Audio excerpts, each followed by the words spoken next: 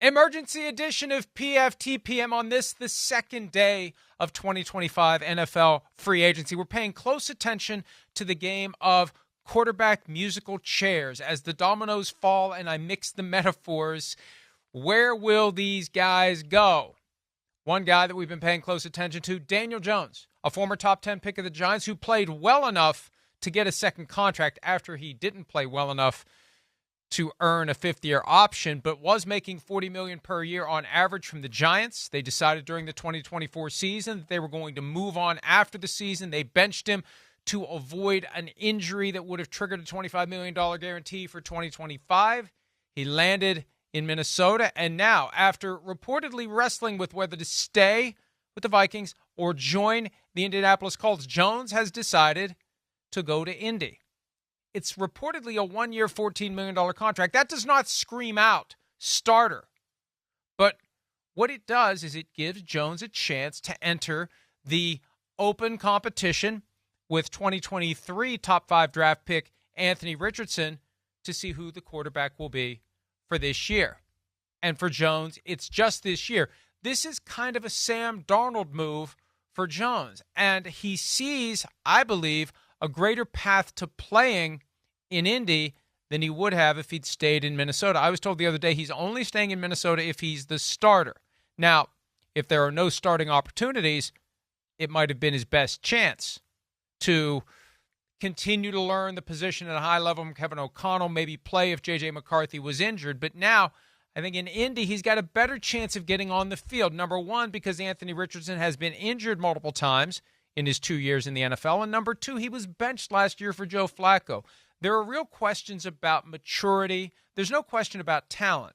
But is he ready, Richardson, to check all the boxes necessary to become a high-end NFL starter? Having Jones there will push him to be a better version than what we've seen the last 2 years.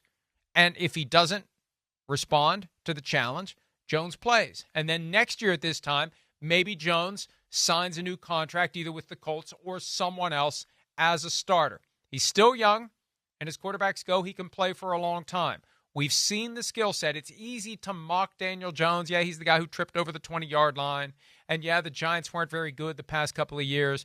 But after Jones left, it became obvious, if it wasn't already, that Jones was not the problem in New York. Now he gets a chance to be the solution with the Indianapolis Colts. And what this does, a couple of things. First of all, lest I forget, it takes away one of the other potentially viable alternatives for Aaron Rodgers. Rodgers is down to the Steelers and the Giants, but the Colts and the Vikings can continue to get mentioned from time to time as fringe possibilities. The Colts off the table now. So it's Pittsburgh, Giants, maybe the Vikings. If the Vikings decide we're going to go all out and all in for 1 year with Aaron Rodgers and let J.J. McCarthy sit for one more season, that would be a destination. I think it's highly unlikely at this point, but crazier things have happened this week. So Rodgers, one less potentially viable alternative. For the Vikings now, they need to find someone to go along with J.J. McCarthy. They've had 3 veteran quarterbacks all agree to terms elsewhere just in the last 24 hours. Sam Darnold in Seattle, Nick Mullins in Jacksonville, and now Jones in Indianapolis. So the Vikings need to find someone, and it should be an attractive destination for a veteran quarterback looking to get basically a quarterback PhD from Kevin O'Connell and have a chance to play if McCarthy either gets injured again or if he struggles and O'Connell, who has shown a willingness to go with the best quarterback on the roster at any given time, if O'Connell would decide to go with the veteran instead of McCarthy, that's a chance to play. There will be, I think, multiple quarterbacks clamoring for that opportunity once the starting quarterback game of musical chairs ends. It's getting closer to the end. One of the big decisions remaining, what will the Steelers do? Will it be Aaron Rodgers? What will the Giants do if it's not Aaron Rodgers? And then what will the remaining veterans do by way of looking for ideal spots to be a number 2 and to position themselves to play again? And the Vikings have sent 2 of their ostensibly backups going into the season. Sam Darnold ended up being the starter, obviously, but 2 of their guys to other teams as clear starter and potential starter. The Vikings should be in a good position to get a backup who can come in and potentially do well enough to be joining the ranks of starters come 2026. That's one of the next moves. Who do the Vikings get?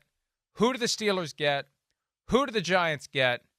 The game is getting closer and closer and closer to the end, and there's going to be some guys who are left standing, and one of those guys will end up possibly sitting in Minnesota, maybe sitting pretty if he gets a chance to play for a significant amount of time in 2025. We'll continue to update all of the news as it comes. I may be back up here today if Aaron Rodgers reaches an agreement somewhere or if there's other big news. For now, check us out around the clock at ProFootballTalk.com. And if all else fails, we'll see you Wednesday morning for an all-new edition of PFT Live.